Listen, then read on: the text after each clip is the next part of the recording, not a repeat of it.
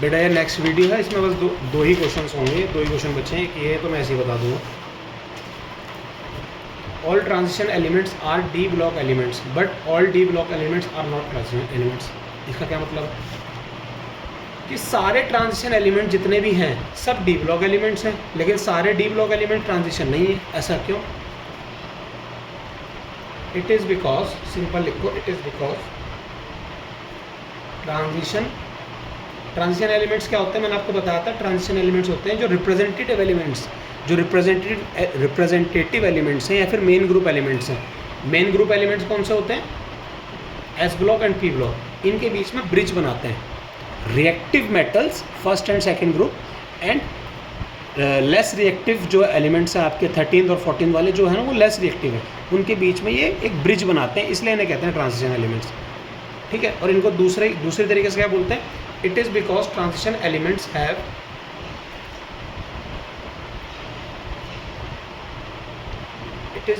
transition element does not have completely filled d orbital। Transition element में क्या होना चाहिए कि डी ऑर्बिटल कंप्लीटली फिल्ड ना हो। कंप्लीटली फिल्ड हो गया तो वो पेयरिंग और वेरिएबल ऑक्सीडेशन स्टेट कैसे दिखाएगा? ठीक है। It is because transition element does not have completely filled d orbital. ठीक है। बट जिंक, कैडमियम, मरकरी, ये जो लास्ट हुआ ग्रुप, लास्ट 12th ग्रुप जो है, zinc, cadmium, mercury have filled, completely filled d orbital. ठीक है। जिंक, कैडमियम, मरकरी का डी ऑर्बिटल जो है आपका कंप्लीटली फिल्ड है, completely filled d orbital, that which is why they are considered as d block element। अब d block element तो है क्योंकि उसका लास्ट इलेक्ट्रॉन d में जा रहा है element, but not transition element. Zinc, cadmium, mercury जो है ये लास्ट ग्रुप है ना आपका पीरियोडिक टेबल का। देखो इधर देखो,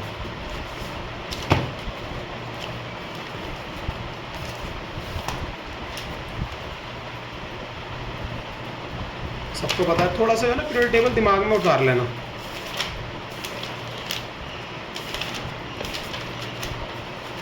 जो ये वाला ग्रुप है जिंक, कैडमियम, मरकरी, ये वाला ग्रुप जो है वो पीरियड, ये ट्रांजिशन, ये डी ब्लॉक तो है, ये ऑरेंज वाला सब डी ब्लॉक है, बट ये ट्रांजिशन नहीं है, ये ट्रांजिशन एलिमेंट्स नहीं है।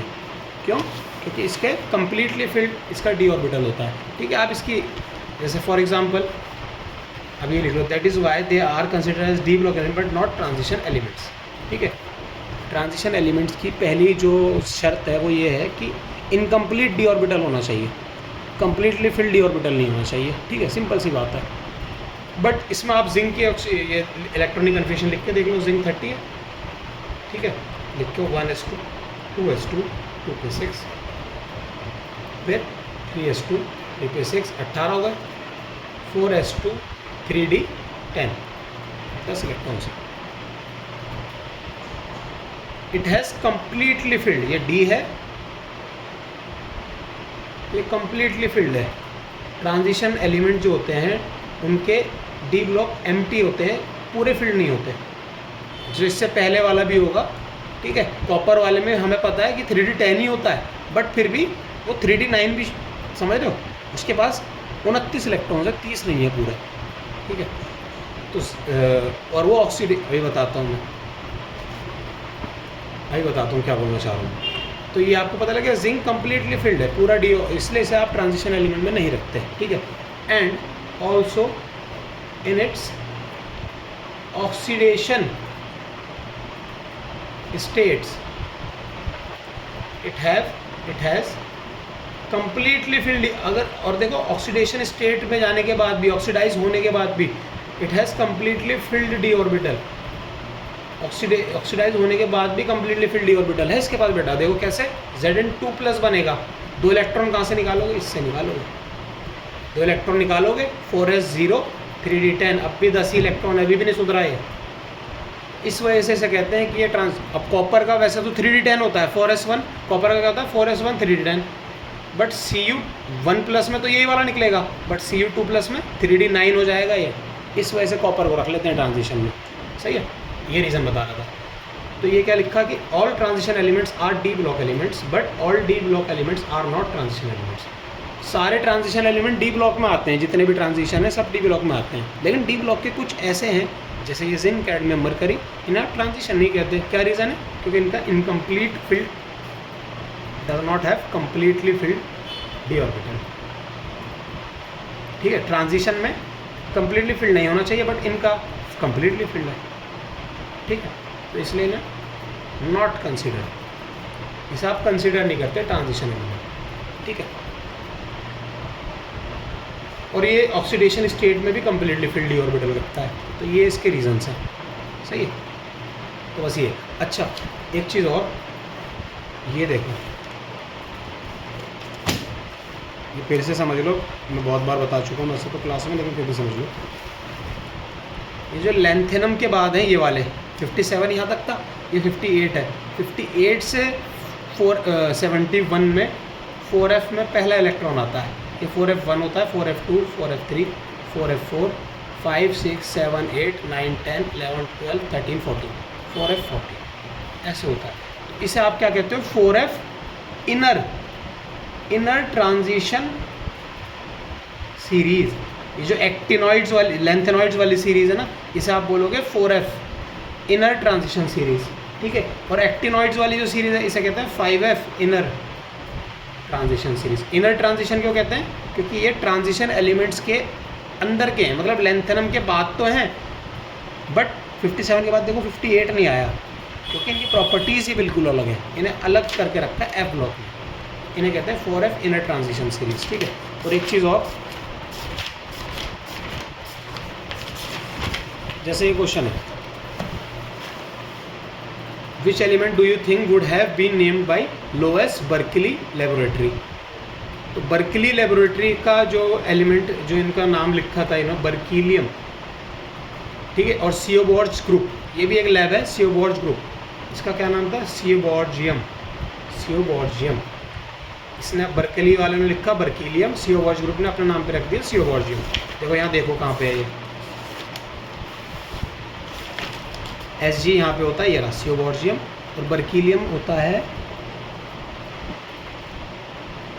बर्कीलियम कहाँ पे है? Sg तो ये रहा,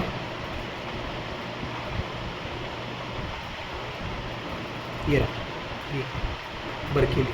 ठीक है, बर्कीलियम, ये रहा आपका सियोबॉर्जियम। थोड़ा सा बस इंटरेस्टिंग क्वेश्चन हैं ये। सही है, अब ये है, ये छोटा सा क्वेश्चन है, characteristics of P block elements. ऐसा क्वेश्चन आया तो इसमें लिखना पॉइंट वाइज। पहली क्या है? दे हैव NH2 NP1 से NH2 NP6 ये electron. They have NH2 NP1 से NH2 NP1 NP6 type of electronic configuration. पहले तो यही इसकी कैरेक्टरिस्टिक हो गई कि 1 से स्टार्ट होगा। पहला कौन सा होता है? देखो, पीरियोडिक टेबल तो खोल के रख दो इस वाले चैप्टर में, क्योंकि अच्छा ये जो है ना, जैसे पीरियोडिक टेबल है, ये थोड़े दिमाग में होनी चाहिए। पहला पी ब्लॉक एलिमेंट है आपका बोरोन, तो बोरोन 5 है, इसका क्या होता है? 1s2 2s2 2p1।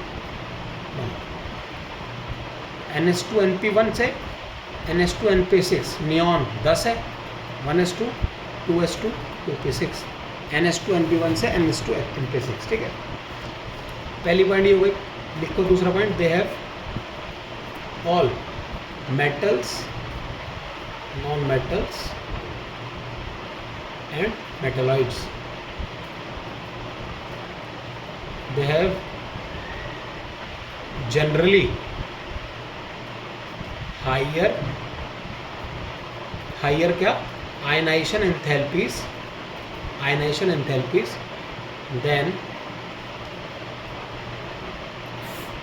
S S block से ज़्यादा हाइयर होगी आयनाइजेशन करके, क्योंकि एस ब्लॉक में सारे मेटल्स हैं, उनके टेंडेंसी इलेक्ट्रॉन डोनेट करने की, है ना। बार बार मैं एक ही बात बोल रहा हूँ, they have generally higher ionisation enthalpy than s block, ठीक है।